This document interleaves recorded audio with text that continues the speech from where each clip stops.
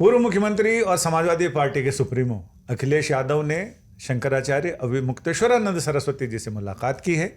इस मुलाकात के क्या है मायने, क्योंकि वहाँ कांग्रेस और मायावती के मायाजाल ने समाजवादी पार्टी को बेचैन तो ज़रूर कर रखा है। ऐसे में शंकराचार्य से मुलाकात किस दिशा की ओर, किस दशा की ओर संकेत करती है, राजनीतिक निहितार्थ इसके क्या हैं, तो हम सीधा बात करेंगे। अमित से शुरू करते हैं। तो अमित, ये इसके मतलब क्या निकाले जा रहे हैं? क्योंकि जैसे अपने अपने राम हैं, वैसे वैसे सब लोगों के अपने अपने धर्मगुरु भी हैं।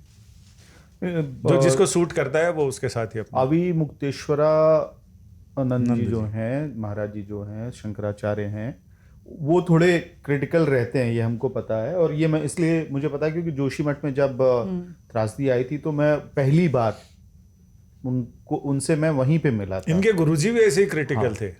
तो ये तो है। और दूसरा, उसके बाद जो प्रयागराज में सारी चीजें हुई तो वो सबका तो एक पाइलअप है ही। तो हो सकता है कि विपक्ष को लगता है कि क्योंकि उन पे टारगेट यही होगा जब चुनाव आएगा कि आप हिंदू विरोधी हैं, आप हिंदुओं के साथ खड़े नहीं होते हैं। तो अखिलेश यादव ने अपनी पोजिशनिंग ओवर द ईयर्स बहुत चेंज की है इस मामले में।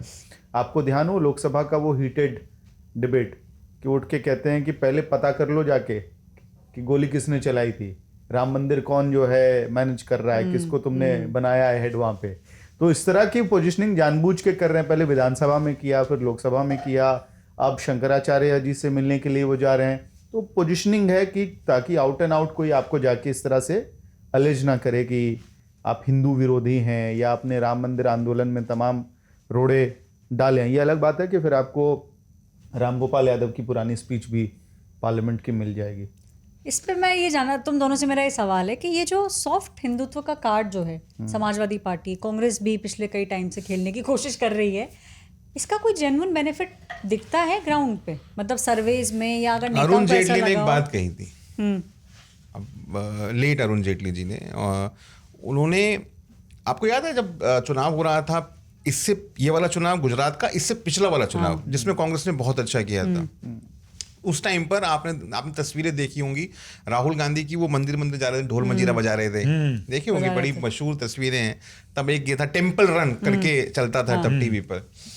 तब कुछ जर्नलिस्टों ने पूछा अरुण जेटली से कि राहुल गांधी भी कर रहे हैं, कांग्रेस सॉफ्ट हिंदुत्व कर रही है, ये वो। तो उन्होंने एक बात कही थी, मुझे आज भी याद, उन्होंने कहा था जब ओरिजिनल यहाँ मौजूद है तो कोई कार्बन कॉपी क्यों वोट देगा।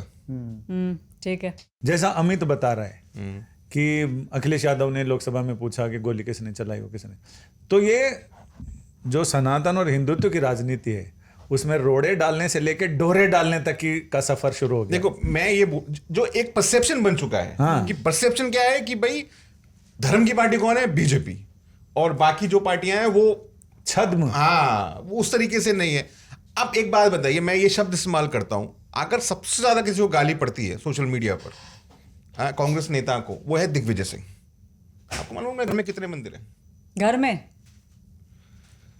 बताओ। उनका अपना जो घर है लोधिया स्टेट में, उनका घर अब तो खाली हो गया, खाली हो जाएगा क्योंकि अब नहीं है सांसद। उनके घर में आप जैसे ही एंटर करेंगे, एक लॉन है छोटा सा, वहां एक मंदिर है, ठीक है, फिर आगे जाएंगे तो फिर एक मंदिर है, अच्छा, फिर घर के अंदर, जो घर जहां वो रहते हैं उसके अंदर मंदिर है। लेकिन वो अपने घर से पूजा पाठ किए बिना नहीं निकलते। नर्मदा का उन्होंने जो परिक्रमा करी, नर्मदा को मां मानते हैं मध्य प्रदेश के अंदर, तो वो खूब धार्मिक व्यक्ति है, खूब। लेकिन आपने क्या ठप्पा बनाया हुआ है कि वो तो ये है, वो है, हाँ विरोधी। तो ये मैं जो परसेप्शन जो आपने बना दिया, और आप देखिए, मैं ये मानता हूं कम से कम कि धर्म की पिच जो है वो बीजेपी की पिच है। उस पे अगर आप जाएंगे तो आप आउट हो जाएंगे। आप अपनी पिच खुद बनाइए, जो कि बनाने की कोशिश। पीडीए क्या है? पीडीए एक नई पिच है।